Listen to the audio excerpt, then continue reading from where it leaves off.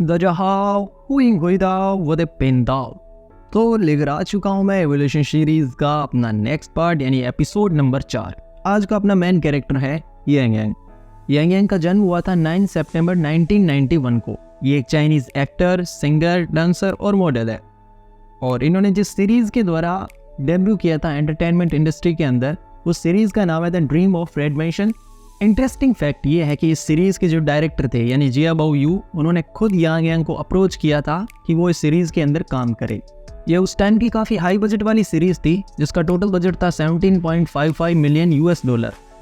तो आज के टाइम में तुम लोग देख सकते हो अगर इसको कन्वर्ट करें तो कितने होंगे। इस सीरीज के टोटल 50 एपिसोड थे जो कि प्रीमियर हुए थे 6 जुलाई 2010 को। इस सीरीज में काम करने से पहले यांग यांग एक डांसर थे। ये इनकी पहली सीरीज थी और इसी से इनकी पॉपुलैरिटी धीरे धीरे गेन होने लगी। इनका जो ग्रेजुएशन हुआ था वो एक मिलिट्री स्कूल से हुआ था और इन्होंने मिलिट्री में भी काम कर रखा है। इनकी अपीयरेंस इतनी चार्मिंग है कि ये चाहे हिस्टोरिकल ड्रामा हो चाहे मॉडर्न ड्रामा हो, दोनों में परफेक्टली फिट बैठते हैं। अब ये तो हो गई इनकी जर्नी। वैसे सच कहूँ तो इतना स्पेशली इनकी जर्नी के अंदर कुछ था नहीं, बस नॉर्मल था। बट अब हम बात करने वाले हैं इनकी ड्रामा सीरीज़ के बारे में। तो ये सबसे पहले अपीयर हुए थे 1997 के हैप्पी कैंप के अंदर। अब देखो मेरे पहले के 3 एपिसोड हैं, उन तीनों के एक्टर जो थे वो भी हैप्पी कैंप से ही निकले थे। तो जब बार बार हैप्पी कैंप के बारे में इतना कुछ आ रहा है तो आई थिंक मुझे हैप्पी कैंप के बारे में भी ज़्यादा बताना चाहिए। तो मैं बता दूं कि हैप्पी कैंप एक वैरायटी शो था उस टाइम का, जो कि हर वीकली एयर होता था।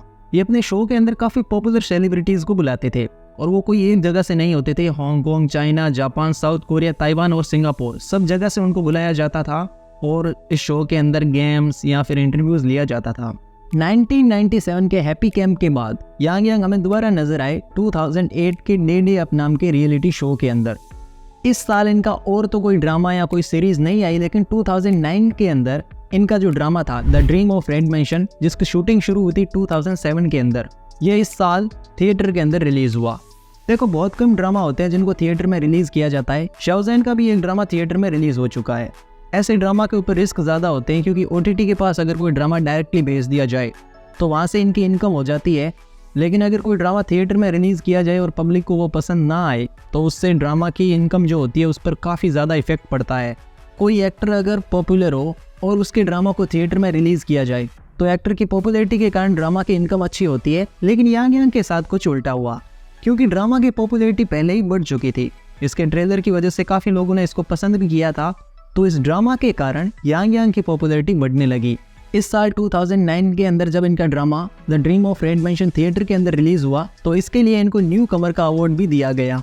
फिर 2010 के अंदर इस ड्रामा को OTT पर सेल कर दिया गया। इस ड्रामा से रिलेटेड एक म्यूजिक वीडियो भी बाद में यांग यांग ने रिलीज किया जिसका नाम था ग्रांटिंग मी ए रेड मैंशन ड्रीम। इस साल मैंगो TV फैन फेस्टिवल की तरफ से the dream of red mention के लिए यांग यांग को बेस्ट कपल का अवार्ड भी दिया गया। इसके बाद हम आते हैं 2011 के अंदर। तो इस साल इनकी एक फिल्म रिलीज हुई the founding of A party. ये एक पॉलिटिकल फिल्म थी, लोगों को ये फिल्म भी काफ़ी पसंद आई थी। इस साल इनका एक ड्रामा भी आया था मेलेडी ऑफ यूथ, और इसकी जो OST थी डेंडेनियन, उसको भी यांग यांग ने खुद गाया था ज़ाओमी, माशू, जियांग मेंगजिए और शूचिंग के साथ। इस साल इनको 2 अवार्ड दिए गए थे। पहला था न्यू फेस, दूसरा था मोस्ट ब्यूटीफुल न्यू स्टार। फिर बात करते हैं 2012 की। तो इस साल इनकी एक फिल्म रिलीज हुई जॉयफुल रीयूनियन। 2 ड्रामा रिलीज हुए थे the war doesn't believe in tears and refresh 3+7। ये साल भी यांग यांग का ठीक ठाक रहा। इसके बाद हम बात करते हैं 2013 की। इस साल इनके 3 ड्रामा आए। पहले था the legend of goddess Duo, दूसरा था अल्टीमेट कॉन्क्वेस्ट और तीसरा था फ्लावर्स ऑफ पिनेलिया टर्नाटा। इस साल इनका एक रियलिटी शो भी आया था स्टार सोल्जर करके। फिर बात करते हैं 2014 की। इस साल यांग यांग ने सबसे पहले अपना कॉन्ट्रैक्ट कंप्लीट किया 7 साल का, जो कि रोसेट एंटरटेनमेंट के साथ इन्होंने जब ड्रीम ऑफ रेड मैंशन के अंदर काम करना शुरू किया था 2007 के अंदर, तब इन्होंने साइन किया था।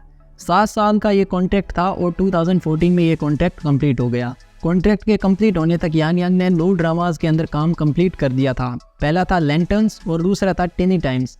अब क्योंकि कॉन्ट्रैक्ट इनका कंप्लीट हो चुका था तो इस साल इनके ज़्यादा कोई सीरीज़ या मूवीज़ तो नहीं आई, लेकिन 2015 में यांग यांग ने फिर से कमबैक किया अपनी film the unbelievable lightness of inspector fan. इसके साथ इनकी एक और फिल्म भी रिलीज हुई द लेफ्ट ईयर, जो कि काफ़ी हिट रही और पब्लिक को ये फिल्म काफ़ी पसंद भी आई थी। इस साल इनके 3 ड्रामा आए। पहले था द 4। वैसे ये ड्रामा मैंने ज़्यादा तो नहीं देखा है, 3-4 एपिसोड देखे हैं और मेनली इसकी स्टोरी बता देता हूँ। तो इसके अंदर 4 कैरेक्टर होते हैं जो ब्रदर्स की तरह रहते हैं और उनमें से एक यांग यांग भी होता है। चारों मार्शल आर्ट में काफ़ी बढ़िया होते हैं। दूसरा था द लॉस्ट टॉम। ये ड्रामा मैं कंप्लीट देख चुका हूँ, लेकिन इसका जो सीक्वल था मुझे कुछ खास पसंद नहीं आया। वैसे इस ड्रामा के अंदर यांग यांग का लुक मुझे काफ़ी पसंद आया था। अगर आप चाहो तो इस ड्रामा को देख सकते हो, विकी के ऑफिशियल ऐप पर ये अभी भी अवेलेबल है। और तीसरा इनका जो ड्रामा आया था इस साल, उसका नाम था वेल बाइन गर्ल, और इसके अंदर इन्होंने रू बाई नाम के एक कैरेक्टर का रोल प्ले किया था। इस साल इनका एक रियलिटी शो भी आया था, विवाज हिट द रोड, और इसकी जो OST थी उसको भी यांग यांग ने खुद गाया था। इस साल इनके 2 सिंगल्स भी आए थे। पहला था fly with A care free heart और दूसरा था टेंडर लव।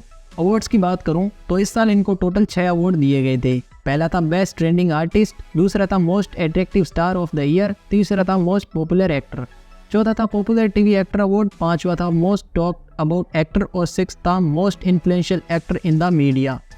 अब बात करते हैं 2016 की। इस टाइम तक यांग यांग की पॉपुलैरिटी काफ़ी बढ़ चुकी थी। इस कारण एक ब्रांड ने यांग यांग को अप्रोच किया। गुइनलाइन ब्रांड था, और इस ब्रांड का बाद में यांग यांग को ब्रांड स्पोक पर्सन भी बनाया गया।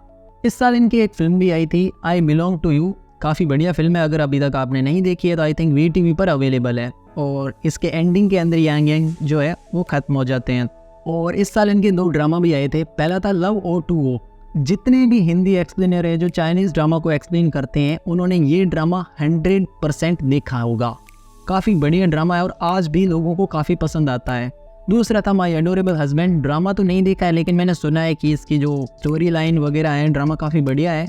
शॉर्ट फिल्म्स की बात करूँ तो इस साल यांग यांग ने काफ़ी ज़्यादा शॉर्ट फिल्म में भी काम किया था, like searching for the legend of neon, be and cherry eating snow, healing island, jasmine flowers, my VR boyfriend, I am your yang yang phone, the smile of Eachy. Singles की बात करूं तो इस साल सिंगल्स भी बहुत ज़्यादा आए थे। पहला था समर स्मूथ हेयर डांस, दूसरा था one smile is very beautiful, तीसरा था लव इज़ क्रेजी, चौथा था सनशाइन इन द आइज, और पांचवा था फादर एंड सन। ये जो सिंगल था फादर एंड सन, ये काफ़ी पॉपुलर हुआ था। इसके कारण यांग यांग का जो सिंगिंग करियर था वो भी एक अलग लेवल पर पहुंच गया था। अवार्ड्स की बात करूँ तो इस साल भर के इनको अवार्ड दिए गए थे। Most popular actor, most commercially valuable male artist, most commercially valuable artist, most popular male celebrity, artist of the year and 2016 UC headlines figure. इसके बाद हम बात करते हैं 2017 की। तो इस साल इनकी एक फिल्म रिलीज हुई, वंस अपॉन ए टाइम। काफ़ी बढ़िया फिल्म है, मैंने देखी भी है और अभी तक इसका वेट कर रहा हूँ कि अच्छा होता अगर इसका एक सीक्वल भी बनता, क्योंकि स्टोरी मुझे कुछ आधी अधूरी सी लगती है इसके अंदर। इस साल इनकी शॉर्ट्स फिल्म भी बहुत ज़्यादा आई थी, जिनमें से मैन मैं बता देता हूँ। Travel through an alluring smile, the magical journey of Lilliput, love of jasmine, love toward and death and reborn, protect and never let go. इस साल इनका एक म्यूजिक वीडियो भी लॉन्च हुआ जिसका नाम था for my 17-year-old self. Singles की बात करूं तो इस साल इनके 3 सिंगल्स आए थे। पहला था 3 Lifetime 10 Miles of Peach Blossom, दूसरा था जस्ट लाइक आइडल और थर्ड था पावर ऑफ लव। अवार्ड्स की बात करूं तो इस साल इनको most popular quality actor, may for medal, man of the year, artist of the year और VIP star of the year के अवार्ड्स दिए गए। इसी साल फोर्ब्स चाइना की टॉप 100 की सेलिब्रिटी लिस्ट के अंदर यांग यांग को शामिल किया गया और इनकी जो रैंक आई थी वो थी 5th। फिर बात करते हैं 2018 की। तो इस साल इनके 2 ड्रामा आए। पहला था the chronicles of town called Jian और दूसरा था मार्शल यूनिवर्स। इसके 2 सीजन आए थे, सीजन 1 एंड सीजन 2। और इसके अंदर मुझे थोड़ा सा लगता है कि स्टोरी जो थी काफ़ी बेटर हो सकती थी। अगर आपने मार्शल यूनिवर्स का जो ऑफिशियल नोवेल पढ़ा है तो आप देखेंगे कि दोनों की स्टोरी में कुछ अंतर होता है। हालांकि एडेप्टेशन जब आप करते हो तो स्टोरी में थोड़ा तो डिफरेंस आ ही जाता है, लेकिन कहीं कहीं वो थोड़ी स्टोरी जो थी कमज़ोर लग रही थी, एकदम परफेक्ट फिट नहीं बैठ रही थी स्टोरी के हिसाब से। बात करूँ इस साल की शॉर्ट फिल्म की तो एक शॉर्ट फिल्म आई थी music for jasmine true love confession. वैसे इनके जितने भी शॉर्ट फिल्म और सॉन्ग्स होते हैं उसके अंदर जैस्माइन जो वर्ड है काफ़ी कॉमन है। सिंगल्स की बात करूँ तो इस साल इनके 3 सिंगल्स आए थे। माई स्पिरिंग गाला माई ईयर, ये 2018 के CCTV न्यू ईयर्स गाला के अंदर परफॉर्म किया गया था और ये वही टाइम था जब शाओजेन ने भी इसके अंदर पार्टिसिपेट किया था। इनके दूसरे सिंगल का नाम था द बेस्ट और थर्ड था फॉरएवर यंग। अवार्ड्स की बात करूँ तो इस साल इनको 12 Tencent video star awards, most valuable star, outstanding young actor, outstanding youth, outstanding mainland artist, most commercially endorsement male artist के अवार्ड दिए गए। फिर बात करते हैं 2019 की। तो इस साल इनका एक ड्रामा आया था द किंग इज अवतार। काफ़ी बढ़िया ड्रामा है और मैंने इसके 6 एपिसोड को एक्सप्लेन भी कर रखा है। अगर तुम लोग चाहते हो कि इसके बाकी के एपिसोड को भी एक्सप्लेन करूं तो कमेंट करके ज़रूर बता देना। इस साल इनकी 2 शॉर्ट फिल्म भी आई थी। पहली थी स्टार पिक और दूसरी थी 1970 I am the main character. इस साल इनको अवार्ड मिले थे most commercially valuable artist, person of the year, VIP star and TV actor of the years के। इस साल इनको फोर्ब्स चाइना की टॉप 100 की लिस्ट में फिर से शामिल किया गया और उनकी 27th रैंक आई थी। फिर बात करते हैं 2020 की। अब क्योंकि बंदा फोर्ब्स चाइना की टॉप 100 की लिस्ट के अंदर शामिल हुआ है तो सिंपल सी बात है कि ब्रांड उसको अप्रोच करेंगे। इस साल इन्होंने जिन ब्रांड्स के साथ कोलैबोरेशन किया वो थे Dunhill, fantasy Westworld journey PC version और तीसरा था पर्ट जॉय। तीनों की ब्रांड स्पोक पर्सन इनको बनाया गया। इस साल इनकी वैनगार्ड नाम की एक फिल्म भी आई थी। अब अगर तुम लोगों ने चाइनीज ड्रामाज और मूवीज देखी है तो आपको जैकी चैन तो याद ही होगा। पूरे चाइना छोड़ो, ग्लोबल लेवल पर उनकी पॉपुलैरिटी काफ़ी ज़्यादा है। अब तक कि वो बंदा इंडिया में भी आ चुका है। उनको एक्शन स्टार के नाम से भी जाना जाता है। तो बता दूं कि इतने बड़े एक्टर के साथ भी यांग यांग ने काम कर रखा है, वो भी इस मूवी के अंदर। वैनगार्ड के अंदर मेनली कास्ट के अंदर दोनों ही थे, यांग यांग और जैकी चैन। इस साल इनका एक ड्रामा भी आया था टुगेदर, जिसके अंदर इन्होंने रोल प्ले किया था यूए बिन का।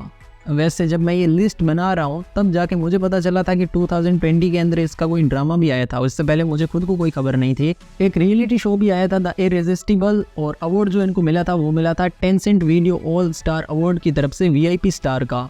इस साल इनको फोर्ब्स चाइना की टॉप 100 की लिस्ट में एक बार फिर से शामिल किया गया और इनकी 44th रैंक आई थी।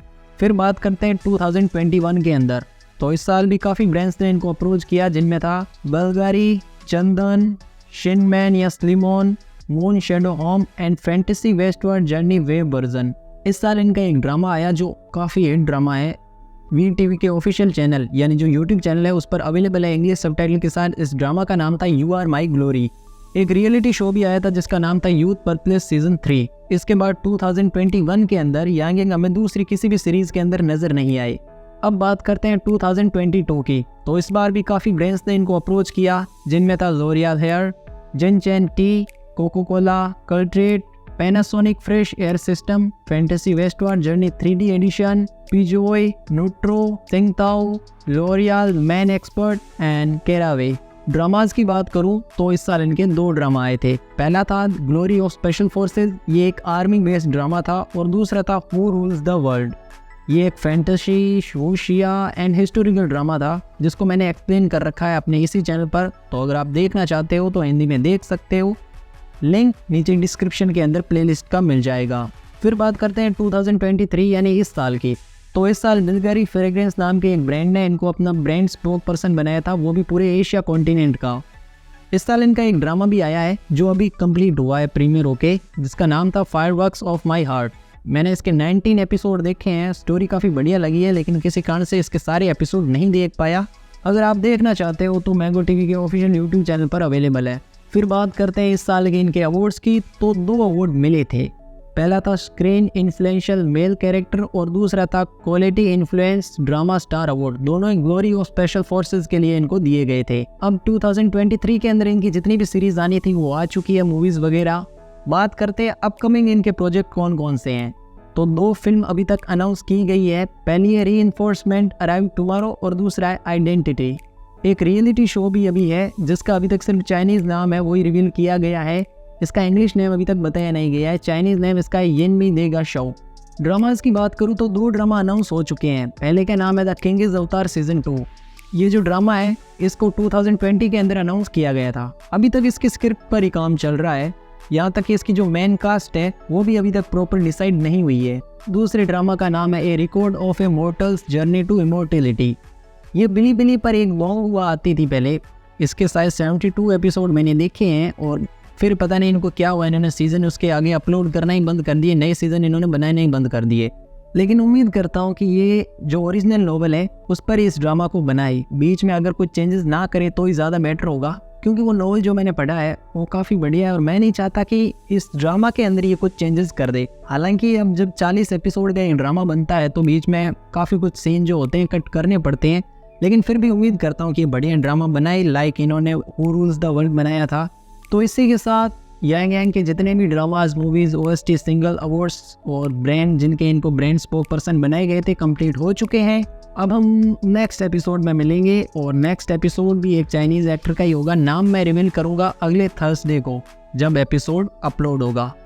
बाकी अगर आप, मैंने बीच में पूछा था कि एक्सप्लेनेशन मैं कौन कौन सी ड्रामाज का करूँ या एक्सप्लेनेशन मुझे करना चाहिए या नहीं, तो तुम लोगों ने कहा था कि हाँ करो, लेकिन अभी मुझे कोई सीरीज़ पता नहीं है, और अगर मैं अपनी तरफ से कोई सीरीज़ एक्सप्लेन करूँगा तो उसमें थोड़ा टाइम लगेगा, उसमें वीडियो क्लिप्स भी होगी, तो टेंशन मत लेना और थोड़ा इंतज़ार करो यार। बीच में अभी मुझे स्क्रिप्ट की वजह से काफ़ी कम टाइम मिल पाता है, लेकिन फिर भी वीकली एक वीडियो अपलोड कर देता हूँ। तो मैं मिलता हूँ आपको नेक्स्ट एपिसोड नंबर 5 के अंदर, तब तक के लिए शेष शौगान।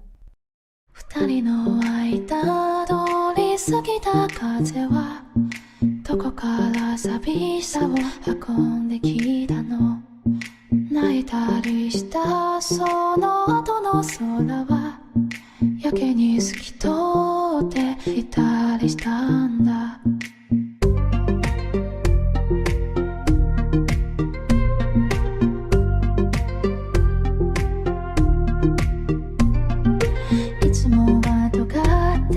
父の言葉が今日は温かく感じました。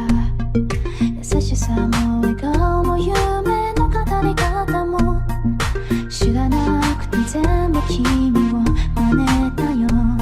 もう少しだけでいい、あと少しだけでいい、もう少しだけでいいからもう少しだけでいい、少しだけでいい、もう少しだけくっついていようか。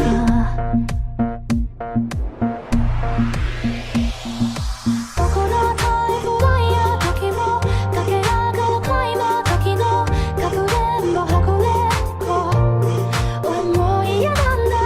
嬉しくて泣くのは悲しくて笑うのは君の心が君を追い越したんだよ。押しに待って願って手に入れたおもちゃも部屋の隅っこに今転がってる。叶えたに夢も今日で100個できたよ。たった一つ大好きが抗がんごしょ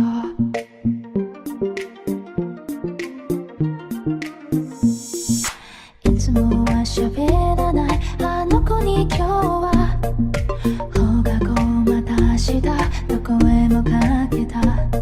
慣れないこともダマにならいいね。特にあなたが隣にいたらもう少しだけでいい、あと少しだけでいい、もう少しだけでいいからもう少しだけでいい、あと少しだけでいい、もう少しだけ